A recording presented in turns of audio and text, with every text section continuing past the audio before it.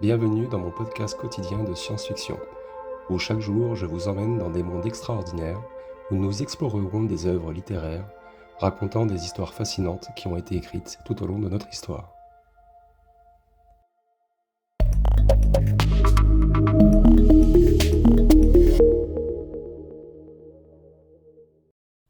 Bonjour à toutes et bonjour à tous, très chères auditrices et très chers auditeurs.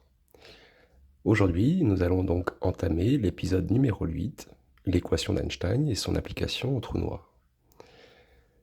Donc c'est un sujet qui est très vaste, sur lequel il y aurait énormément de choses à dire. Donc je tiens à vous prévenir, je ne suis pas mathématicien, j'ai juste fait quelques recherches. J'ai déjà créé un premier podcast que je n'ai pas publié, mais qui était très complexe et je me suis rendu compte par la suite que j'allais perdre tout le monde, à part quelques personnes qui étaient vraiment calées dedans, et de peur même m'en prendre plein la tête parce que j'avais pas spécifié correctement certaines formules ou équations. Je me suis plutôt dit qu'il valait mieux recommencer le podcast pour en créer un peu plus, qui sera quand même technique, ça c'est clair, mais qui sera beaucoup moins condensé en équations, en formules et en termes vraiment très très très techniques, et dont moi non plus je ne pourrais pas maîtriser certains langages. Il y a des langages que je ne maîtrise pas du tout. Donc je ne préfère pas non plus trop rentrer sur ce sujet-là. Donc, commençons cet épisode condensé. Donc, je vous recommande de vous asseoir et de prendre un petit café et de vous poser.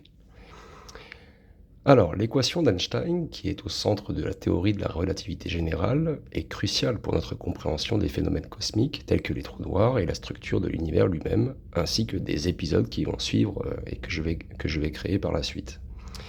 Il y a une équation que je vais vous mettre à l'écran, et cette équation en fait s'exprime généralement sous cette forme. Pour la comprendre, on va essayer de la décomposer, on va décomposer les différents éléments de cette équation pour que vous ayez une meilleure compréhension et pour pas que ça vous fasse peur. En gros, la première partie en fait de cette formule, donc le grand G, le micro et le petit v, ça s'appelle le tenseur d'Einstein. En fait, ça décrit la courbure de l'espace-temps causée par la masse et l'énergie présente. C'est un dérivé de la métrique de l'espace-temps qui est une manière de mesurer les distances et les angles dans un espace courbé. Ensuite, vous avez aussi la constante cosmologique qu'on appelle, donc c'est un lambda lambda, je vais vous les mettre en photo, et en fait ça a été introduit par Einstein pour permettre un univers statique dans sa théorie. Aujourd'hui, on interprète le lambda lambda comme étant lié à l'énergie sombre, une forme d'énergie qui accélère l'expansion de l'univers. Ensuite, je vous mets le petit g micro et le petit v, qui s'appelle en fait le tenseur métrique de l'espace-temps. Vous l'avez en image. Et ça décrit la géométrie de l'espace-temps lui-même. Et ça joue un rôle dans la mesure des distances et des angles dans l'espace-temps. Donc là, je vous remets une autre formule. Et en fait, cette équation est un facteur en fait de conversion qui inclut la constante cosmologique, la constante gravitationnelle qu'on prénomme grand G, et la vitesse de la lumière qui est marquée sous la forme petit c.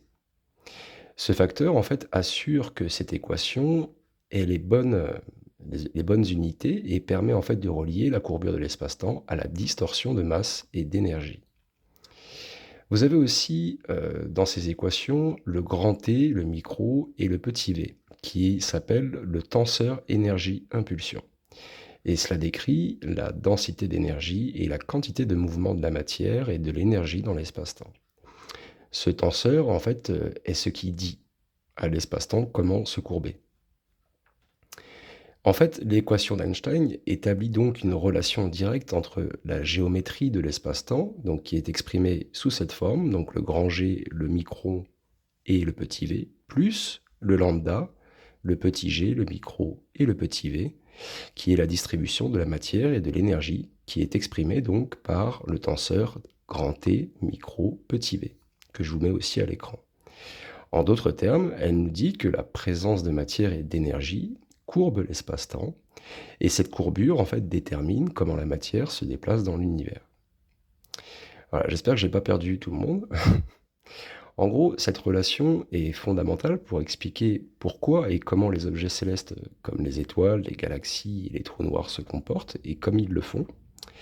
Par exemple, autour d'un trou noir, la courbure de l'espace-temps est si extrême que rien, pas même la lumière, peut s'échapper de sa force gravitationnelle. Et ça, je pense qu'on l'a suffisamment répété tout au long des épisodes. L'équation d'Einstein est donc essentielle pour comprendre non seulement les phénomènes extrêmes comme les trous noirs, mais aussi les principes fondamentaux qui régissent l'ensemble de l'univers. Et ça établit une relation directe entre la géométrie de l'espace-temps, représentée par le tenseur d'Einstein, donc que je vous montre à l'écran, le grand G, le micro et le petit v, et puis le contenu énergétique de l'espace-temps qui est exprimé par le tenseur énergie-impulsion, que je vous mets aussi à l'écran, le grand T, le micro et le petit v. Le terme lambda, en fait, que vous voyez à l'écran aussi, que je vous mets tout de suite, en fait, ça représente la constante cosmologique. Et c'est associé, en fait, à l'énergie du vide et à l'accélération de l'expansion de l'univers. Tandis que le grand G, donc, que je vous montre à l'écran, de toute façon, il n'y a pas besoin de le montrer à l'écran, c'est un grand G. Ça c'est la constante, en fait, gravitationnelle de Newton. Et le petit c, c'est la vitesse de la lumière dans le vide. Mais ça, je pense que vous le saviez déjà. Maintenant, on va essayer d'avoir une meilleure compréhension de cette équation.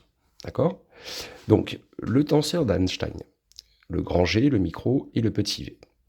En fait, c'est un objet mathématique complexe qui joue un rôle central dans la théorie de la relativité générale d'Einstein et qui est décrit en fait comme la présence, en fait, ça décrit en fait la présence de masse et d'énergie et d'un moment dans une région de l'espace-temps, ça provoque en fait une courbure de cet espace-temps. Cette courbure en fait est ce que nous percevons comme la force de gravité. Et donc le tenseur d'Einstein en fait est calculé à partir de la métrique de l'espace-temps. Donc la métrique de l'espace-temps, je vous la mets à l'écran, c'est le petit g, le micro et le petit v. Et ça fournit une description mathématique de la manière dont les distances et les angles sont mesurés dans un espace-temps courbé. Maintenant, on va voir un petit peu comment est composé le tenseur d'Einstein. Le tenseur d'Einstein en fait se compose de plusieurs termes qui sont dérivés de la métrique de l'espace-temps, petit g, micro et v. Alors, on a premièrement le tenseur de Ricci. Je vous mets les termes à l'écran, donc c'est le grand R, le micro et le petit v. Et en fait, ce tenseur que vous voyez à l'écran décrit en fait une forme particulière de la courbure de l'espace-temps qui résulte de la contraction du tenseur de courbure de Riemann, donc je vous mets aussi à l'écran. Et en fait, ça se concentre sur la courbure volumique de l'espace-temps qui reflète comment les volumes changent dans un espace-temps courbé. Vous voyez, je vous avais prévenu, c'est un peu compliqué, mais je n'ai pas réussi à faire plus simple. Ensuite, vous avez un deuxième paramètre qu'il faut prendre en compte dans cette composition du tenseur d'Einstein. On appelle le scalaire de Ricci, noté grand R. Et en fait, c'est un scalaire, donc un nombre unique dans chaque point de l'espace-temps, qui est obtenu en fait en contractant davantage le tenseur de Ricci, et il donne une mesure globale de la courbure de l'espace-temps. Vous avez aussi la troisième partie de cette composition du tenseur d'Einstein, qui est la métrique de l'espace-temps, donc le petit g, le micro et le petit v, qui joue un double rôle en fait dans le tenseur d'Einstein. D'une part, en fait, elle est utilisée pour calculer le tenseur de Ricci et aussi le scalaire de Ricci. D'autre part, elle apparaît directement dans le tenseur d'Einstein multiplié par le scalaire de Ricci, ajustant la contribution de la courbure globale. Donc, le tenseur d'Einstein, en fait, c'est formulé comme ceci à l'écran. Vous avez normalement l'image à l'écran. Donc, ça a des significations qui sont physiques. Le tenseur d'Einstein, en fait, incarne l'idée que la matière et l'énergie disent, en fait, à l'espace-temps comment se courber. Et que la courbure de l'espace-temps dit à la matière et à l'énergie comment se déplacer. En d'autres termes, la distribution de masse et d'énergie dans l'univers déforme l'espace-temps, et cette déformation guide le mouvement des objets et la propagation de la lumière. Dans l'équation d'Einstein complète, en fait, dans cette complète équation, le tenseur d'Einstein en fait, est mis en relation avec le tenseur d'énergie-impulsion, donc le grand T, le micro et le petit v, qui décrit la densité d'énergie, la pression et les flux d'énergie dans l'espace-temps. Donc cette relation mathématique formule précisément en fait comment la structure de l'espace-temps est influencée par la présence de matière et d'énergie et vice-versa. Le tenseur d'Einstein en fait est un outil mathématique qui permet en fait de quantifier et de décrire la courbure de l'espace-temps en fonction de la présence de masse et d'énergie. Sa compréhension et son application en fait sont essentielles pour explorer des phénomènes cosmiques complexes comme les trous noirs, les ondes gravitationnelles et aussi la dynamique de l'univers dans son ensemble. Alors, nous avons aussi le tenseur énergie-impulsion qu'on va essayer de traduire comme ça, un peu plus simplement, donc qui est noté grand T, micro et petit v. En fait, le tenseur énergie-impulsion, c'est un concept fondamental en relativité générale qui illustre en fait comment la matière et l'énergie sont distribuées à travers l'espace-temps. En fait, ce tenseur joue un rôle crucial parce qu'il figure directement dans l'équation d'Einstein et il se sert de lien entre la matière-énergie de l'univers et la courbure de l'espace-temps qu'elle engendre. Voilà, j'espère que je ne vous ai pas perdu. On va voir un petit peu la composition aussi et les significations de ce tenseur énergie-impulsion. En gros, vous avez la masse et l'énergie. Les composantes en fait de ce tenseur énergie-impulsion incluent en fait la densité d'énergie, qui est donc l'énergie par unité de volume, et cela inclut en fait non seulement l'énergie de masse, qui est conforme à l'équivalence masse-énergie d'Einstein, donc E égale mc2, mais aussi toutes les autres formes d'énergie présentes, telles que l'énergie électromagnétique ou l'énergie potentielle de champ. Vous avez aussi dans cette composition la pression. Le tenseur, en fait, il intègre en fait également la pression qui est exercée par la matière et les champs d'énergie. Et en fait, dans le contexte de la relativité générale, la pression est traitée comme une forme d'énergie et contribue donc à la courbure de l'espace-temps. Et la pression est importante non seulement dans les équations décrivant des objets denses comme les étoiles à neutrons et les trous noirs, mais aussi dans le contexte cosmologique, comme dans la dynamique de l'expansion de l'univers. Vous avez aussi la troisième partie de cette composition qui est le flux d'énergie. Donc le tenseur en fait d'énergie, en fait donc le grand T, micro et petit v, ça contient également des termes qui décrivent le flux d'énergie, le tenseur flux d'énergie. En fait, c'est une quantité d'énergie qui est transférée en fait dans une direction donnée par unité de temps. Donc cela peut inclure par exemple le rayonnement émis par une étoile. Comment dire? On va faire un peu de formalisme mathématique. Donc brièvement, hein. En gros, mathématiquement, le tenseur énergie-impulsion, en fait, c'est un tenseur du second ordre dans l'espace-temps quadridimensionnel. Pourquoi? Parce que ces composantes, en fait, sont définies dans un référentiel local et donc peuvent varier selon la distribution de matière et d'énergie. Donc ce tenseur peut être exprimé dans n'importe quel système de coordonnées, mais qui est souvent représenté dans un cadre de coordonnées Minkowski, on appelle ça, pour des espaces-temps plats, ou dans des coordonnées plus complexes pour des géométries courbées. Donc ça a des implications physiques, d'accord? On en a trois. On a la relativité générale, la cosmologie et l'astrophysique. Donc la relativité générale, dans l'équation d'Einstein, en fait, le tenseur, donc grand T, micro et V, sert en fait de source pour la courbure de l'espace-temps, qui est déterminée par le tenseur d'Einstein, donc le grand G et micro petit v. Et cela signifie que la distribution et le mouvement de la matière et de l'énergie dictent la structure géométrique de l'univers autour d'eux. Vous avez donc la cosmologie, donc à l'échelle cosmologique, en fait, le fameux tenseur, en fait, grand T, micro petit v, eh bien, il aide à décrire l'évolution de l'univers qui inclut la dynamique de l'expansion cosmique sous l'influence de la matière-énergie, y compris la matière noire et l'énergie sombre. Et en astrophysique, vous avez dans l'étude des étoiles, des galaxies et des trous noirs, donc ce fameux tenseur énergie-impulsion, qui permet en fait de comprendre comment ces objets influencent l'espace-temps environnant et comment ils interagissent avec la lumière et la matière à proximité. Donc vous voyez, c'est assez compliqué, mais en gros, le tenseur énergie-impulsion noté grand T micro V, c'est un élément clé en fait de la relativité générale qui relie la matière et l'énergie à la structure fondamentale de l'espace-temps.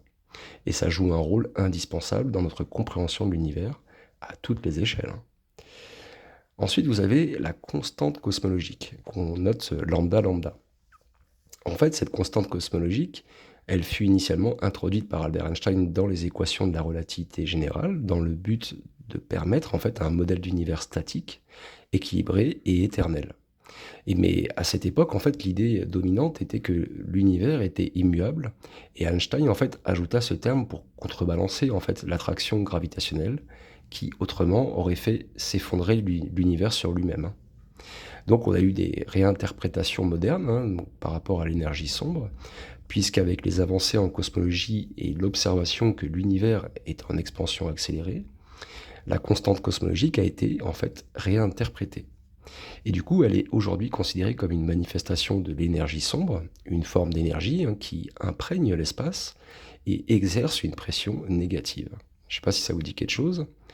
Ça parle on dirait, de matière exotique, un peu sur l'épisode des Warp Drive. En fait, cette pression négative, en fait, est responsable de l'accélération de l'expansion de l'univers, qui agit en fait en opposition à la gravité, qui sans cela, en fait, ralentirait l'expansion. Donc on pourrait ajouter un autre formalisme mathématique, puisque mathématiquement lambda lambda apparaît dans l'équation d'Einstein comme un terme supplémentaire qui s'ajoute au tenseur d'Einstein, donc le grand G micro et le petit v, et au tenseur énergie-impulsion, le grand T micro petit v. Sa présence modifie la relation entre la courbure de l'espace-temps et la distribution de matière-énergie. Le terme en fait de constante cosmologique, hein, donc noté lambda lambda, il agit en fait uniformément à travers l'espace-temps, indépendamment de la présence locale de matière ou d'énergie. Donc ça demande aussi des implications cosmologiques. On en a trois qu'on peut citer, hein, comme l'expansion de l'univers, puisque la constante cosmologique explique pourquoi l'expansion de l'univers s'accélère. C'est un phénomène observé à travers l'étude de supernovas lointaines et de la distribution des galaxies. On a aussi l'énergie du vide. Elle est souvent associée à l'énergie du vide quantique, une conséquence en fait de la mécanique quantique qui suggère que même dans le vide le plus parfait, hein, eh bien ce n'est pas totalement vide, mais bouillonne de particules virtuelles éphémères. Et aussi, on a le paramètre cosmologique, donc lambda lambda, qui est devenu en fait un paramètre clé dans le modèle cosmologique standard, qu'on appelle le modèle lambda lambda CDM, qui combine en fait la constante cosmologique avec la matière noire froide, donc ça s'appelle CDM, pour Cold Dark Matter, pour décrire en fait l'expansion et la structure à grande échelle de l'univers. Alors, bien sûr, on a des controverses et des questions qui ont été ouvertes. Parce que bien que la constante cosmologique en fait soit un outil puissant en cosmologie moderne, elle soulève également des questions profondes, notamment le problème de la constante cosmologique, entre guillemets, qui concerne en fait la différence énorme entre la valeur de l'énergie du vide prédite par la théorie quantique des champs et de la valeur observée par la constante cosmologique par l'astronomie. Et cette question reste l'une des plus grandes énigmes en fait en physique théorique, hein. En résumé, la constante cosmologique, notée lambda lambda, est un élément essentiel de notre compréhension actuelle de l'univers et qui joue un rôle clé en fait dans l'explication de son expansion accélérée et posant des défis fascinants pour la physique fondamentale. Maintenant, on va parler de son application au trou noir. Dans le cadre fascinant de la relativité générale, l'application des équations d'Einstein au trou noir, en fait, révèle des aspects profonds et non intuitifs de notre univers. Et ces équations qui lient en fait la courbure de l'espace-temps à la présence de masse et d'énergie offrent en fait des insights précieux sur la nature et le comportement des trous noirs. Ces régions de l'espace en fait où la gravité est si forte que rien ne peut s'en échapper, pas même la lumière. Alors, on va parler de la solution de Schwarzschild qu'on a déjà parlé dans mes podcasts précédents, puisque la solution de Schwarzschild, en fait, découverte peu après la publication de la théorie de la relativité générale d'Einstein, est une solution exacte des équations d'Einstein dans le vide. C'est-à-dire que sans présence de matière ou de rayonnement à l'extérieur du trou noir, elle décrit l'espace-temps autour d'un trou noir sphérique, statique, sans rotation et électriquement neutre. Cette solution, en fait, elle est caractérisée par deux éléments clés. L'horizon des événements, qu'on a déjà parlé, donc c'est la frontière imaginaire autour d'un trou noir. À l'intérieur de cet horizon, on a la courbure de l'espace-temps qui est telle que toutes les trajectoires possibles des particules et de la lumière sont incurvées vers l'intérieur, qui rend impossible toute évasion. On en a déjà parlé, donc si vous ne l'avez pas vu, je vous recommande de voir les précédents podcasts. Et aussi, on a la singularité qui est au centre du trou noir, et la solution de Schwarzschild prédit en fait une singularité, donc un point où la densité de matière et la courbure de l'espace-temps deviennent infinies. Et la physique telle que nous la connaissons en fait ne peut pas décrire ce qui se passe à la singularité, puisque ça signale les limites de la théorie de la relativité générale, et suggère en fait la nécessité d'une théorie de la gravité quantique pour une description vraiment complète. Maintenant, on va aller, pour finir un petit peu ce point-ci, sur la solution de Kerr. Alors, pour ceux qui ne connaissent pas, je vous recommande de faire quelques recherches de votre côté, mais je vais vous donner quand même quelques informations. Pour des trous noirs plus réalistes, en fait, qui ont de la rotation, la solution de Kerr, en fait, elle fournit une description précise. Cette solution introduit des effets supplémentaires dus à la rotation. Donc, on appelle ça, il y a deux effets, il y a deux solutions. On a le dragging de l'espace-temps, donc qui est aussi connu sous le nom de lens thirring. Ce phénomène en fait décrit comment l'espace-temps lui-même est entraîné dans un mouvement de rotation autour d'un trou noir, et ça a un impact significatif sur la trajectoire des particules et de la lumière qui passe à proximité. Et ensuite, vous avez l'horizon des événements et la surface ergosphérique, qu'on appelle. Et cette rotation du trou noir donc conduit à une apparition d'une surface ergosphérique en dehors de l'horizon des événements, où les objets en fait sont forcés de se déplacer dans la direction de la rotation du trou noir. Et ceci est distinct en fait de l'horizon des événements, mais par contre c'est une conséquence directe de la courbure dynamique de l'espace-temps qui est induite par la rotation. Voilà, j'espère que vous avez bien compris. Et donc ça engendre des implications physiques et cosmologiques. L'étude des trous noirs, en fait, à travers les équations d'Einstein, a non seulement confirmé leur existence, mais a également permis d'explorer des phénomènes cosmiques extrêmes. Les trous noirs, en fait, servent donc de laboratoire cosmique qui permettent en fait aux physiciens d'étudier les lois de la physique dans les conditions les plus extrêmes et imaginables. En outre, les interactions entre les trous noirs et leur environnement, comme la création de matière ou la génération de jets relativistes, sont des processus clés pour comprendre la formation des structures dans l'univers et l'évolution des galaxies. Et j'en ai déjà parlé dans les podcasts précédents. On va conclure sur ce podcast qui est déjà quand même bien dense. En conclusion, l'équation d'Einstein et ses solutions applicables au trou noir, donc c'est pas seulement en fait des triomphes de la physique théorique, elle ouvre des fenêtres sur des aspects de l'univers qui étaient inimaginables avant le XXe siècle, et ces explorations continuent d'inspirer des recherches en astrophysique, en cosmologie et en physique théorique, qui nous poussent en fait, et qui poussent les frontières de notre compréhension de l'univers. Voilà, j'espère que c'était pas trop condensé en technicité, en mots techniques, en équations. J'avoue que et donc comme je vous l'ai déjà dit, j'ai recommencé une nouvelle fois en fait le podcast parce que je me suis rendu compte que je ne savais pas si les gens allaient comprendre réellement ce que je disais. Et certainement que j'ai dû dire quelques petites bêtises tout au long de ce podcast. Mais il me semble quand même que par rapport à toutes les recherches que j'ai faites, parce que j'ai quand même mis presque 3-4 jours pour créer cet article, et selon moi, je me suis pas trop trompé. Donc s'il y a des spécialistes dans la salle, n'hésitez pas à commenter dans les commentaires pour me dire si je me suis trompé sur certaines choses ou pas. J'espère que les petites images que je vous ai mis, les petites formules, les équations vous ont aidé en fait à visualiser en fait de quoi je parlais. Et j'espère que c'était pas trop trop dense comme sujet.